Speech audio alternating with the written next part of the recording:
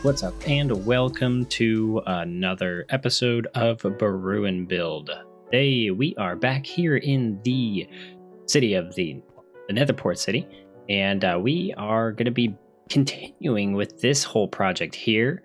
So last episode we built this watch tower, and it is very cool. We actually built up this entire island, and I'm happy with how it's turned out. I think it's really nice. A nice little like naturey area. Our city doesn't really have much in the way of nature area. I'm happy with it, and I think these trees turned out really nice as well. Just nice little easy to build spruce trees that are far better than what's there.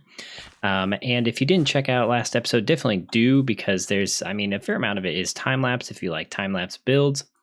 And then we kind of just go into the lore of why this is here. But a brief synopsis of the lore is that this is the old watchtower for the city.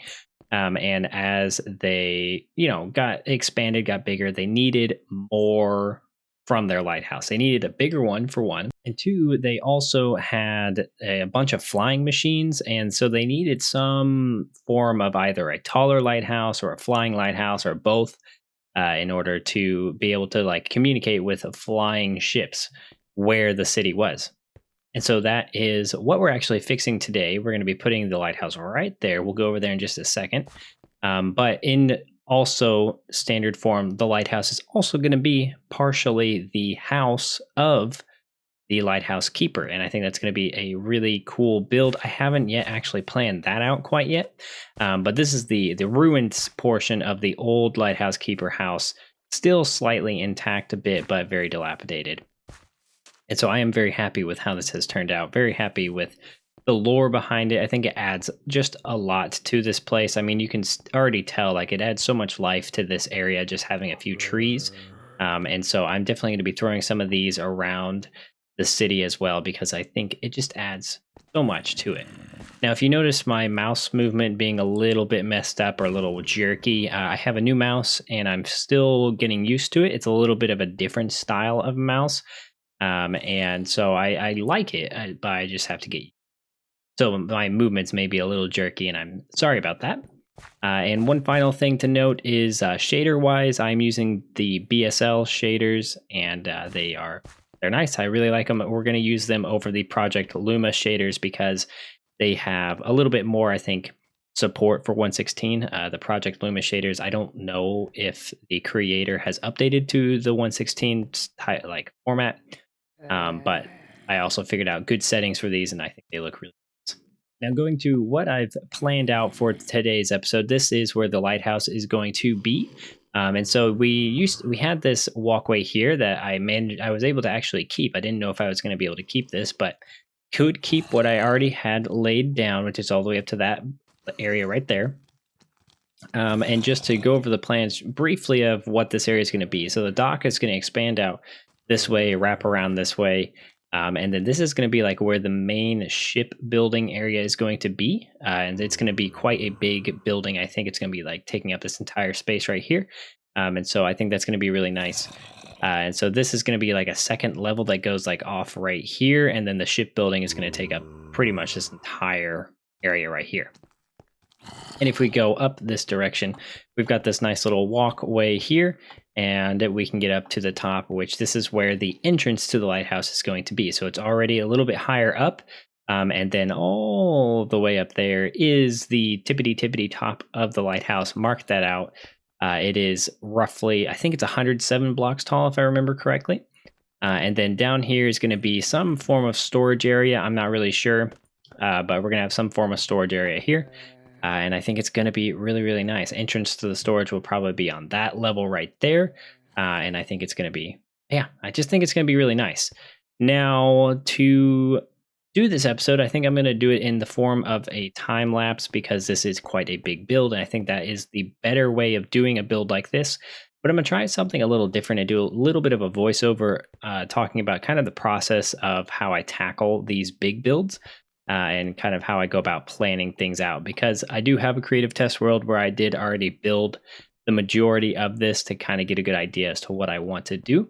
And I think talking through that might be interesting for those of you who are either making videos or just want to know my creative process. So without further ado, let's go ahead and get on in to the time lapse.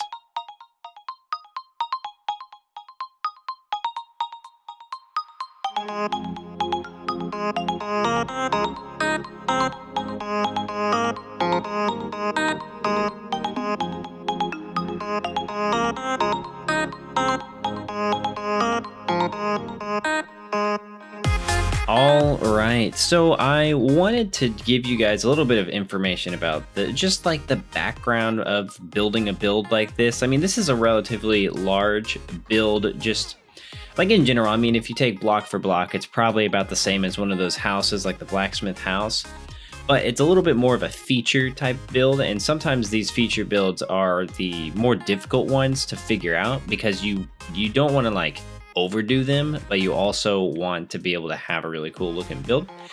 And so I wanted to just kind of talk about my process in this while we're building it up in the time lapse. So the first thing that I normally do when I'm building something like this, and I have like, it's a very distinct type of build, like this is a lighthouse, and a lighthouse definitely has like a particular look to it, is I always go for looking at concept art over Minecraft builds, like previous Minecraft builds, because concept art, you can't really get swayed too much in how the end result looks because it's not blocky or anything. It's smooth. It's got just curves and lines and stuff, and it's just not made to be represented in Minecraft as easily. And I would also say, like, go for concept art that doesn't even fall within the theme that you're building in. Like, we're building in a semi-steampunk area here. And I looked up all sorts of concept art, Lighthouse concept art that really just doesn't have any sort of steampunk theme in it at all. And so I think this is the piece that I used while building this, and we are going to be actually doing that addition on the side. Next episode, that'll be the Lighthouse Keeper's house. But this is kind of what I used to make this, like kind of ground it in reality in my mind. And so it's not a perfect like representation of this piece, but I do think it really, really helps. And one other thing that helps is doing like this is a bigger build. So planning it out in a creative world is always helpful, I find. For big builds like this, where it's going to be hard to get good like perspectives on it, just really helpful to build in a creative test world and then come back in, because then you can do all the material testing without having to like completely tear down and rebuild things. And I've just found that it really is helpful when you're building a bigger building like this, because like this entire build would have been made out of white concrete instead of sandstone if I hadn't experimented with materials, because I built the entire thing first in white concrete and then kind of went against that. It felt too clean and needed to be a little bit dirtier. That was purely, I wouldn't have done that in survival. If I built this entire thing in white concrete beforehand, it would have been just not fun at all to have to like fully rebuild it. And it's just helpful to be able to experiment with materials with no cost to you in the survival world. Really, it's just about time savings for me, as I want to make videos, but I also want to be able to make this build look really cool and represent the concept art really well.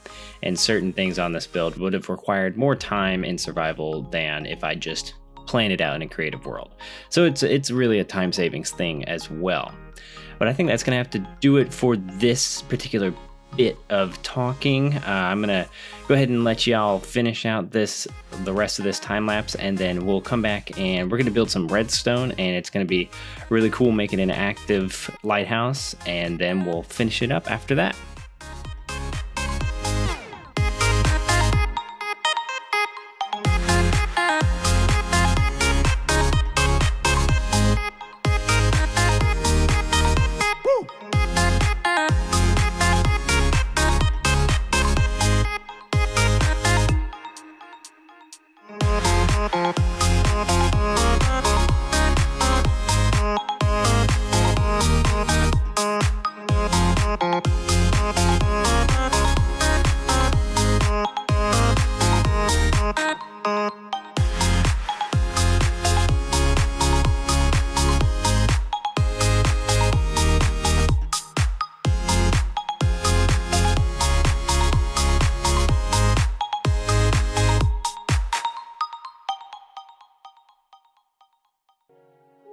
Alrighty, guys, look what we have done.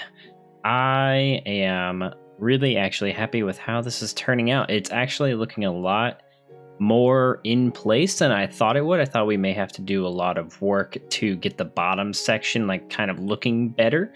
But I mean, I haven't done anything to it, but it does look like it actually fits this area. I think this is a very nice little bit here. Um, yeah, this is not even done. Just paused because we're gonna do the redstone at the top there. And we definitely have some details to work out on this portion here. The stone portion is going to be relatively plain. I may go through and add some stairs or something like just along that top, that like line right there. But I think we're going to keep it relatively plain because this is not the focal point. It's really just going to be like a doorway entrance like there. And then it's going to be pretty plain going all the way up. And then it gets more detailed as you get into more of this sort of stucco feel. We're using sandstone and sand. You can kind of see the texture variation there. Sandstone, sand, and then the cut sandstone to kind of differentiate where it begins and stops.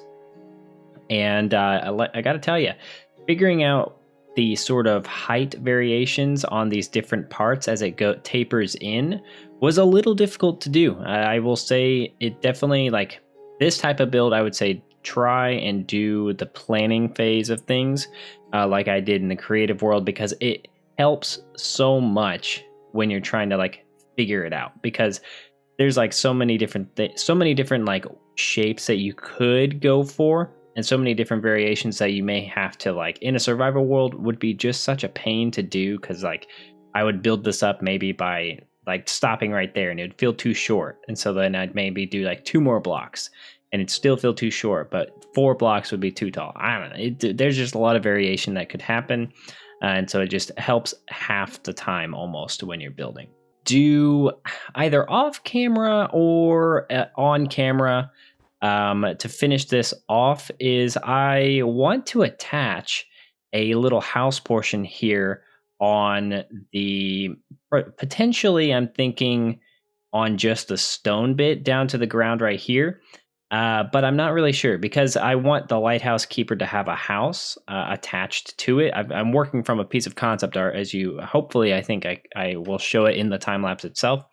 But the house itself, I want to be attached to this instead of being like separate like we had there before. I mean, as you can see, that is a clear upgrade. Look how massive this is compared to that. That's tiny. But anyways, let's go ahead and get on into the redstone. We're going to be up there. And so let me, oh gosh, this is going to be very bad. Oh, that could have been so horrible. But I am a pro as per usual. Also, one thing to note, just as I said, I had been messing with my microphone setting, and I have edited the first clip a bit and realized that, so I've done a sort of noise reduction. Also, there is you probably saw this, I set up a water tube because it just makes life a whole lot easier being able to just hop on in and get up there really fast. But I've been messing with adding various filters and stuff to my audio settings, and so one of them is a noise gate, and I thought I had gotten the levels correct, but you may have heard a couple words get kind of clipped off in the very first, before the time lapse, sort of talking.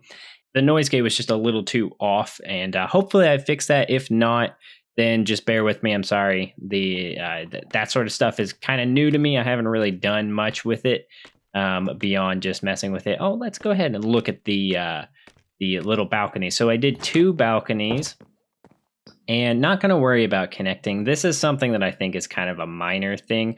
I could add trapdoors on the top to make it look like it's actually seamless, but I really don't care that much. But here is the first balcony. It's a little bigger, a little bit nicer, and you can kind of like actually view. And then on the inside, we'll have a spiral staircase that goes up. We're actually going to have a spiral staircase that goes up all the way on the center here, because there's not really any need for an interior on this beyond just like getting up to the top. This is just it'll look like a structural piece along the stairway, but it also helps us actually have a quick way of getting up if we want to get onto the top. Then there's also going to be this floor right here. which is where this second balcony is, and it is just a little bit smaller. I think it's 1 block in compared to the other, and yeah, that's all it is. But now what we're going to do is we're going to get into the redstone, which is actually really, really simple. So if you're building a lighthouse and you're worried about figuring out how to get that like rotational look to the lighthouse lights, I have a super easy solution, and it may be a little quick in terms of how fast it rotates around, but it works out so well. Now I've realized I don't have all of the materials I need, so give me one moment. All right, now I think I have everything. I was really just missing spruce and then a couple of other things.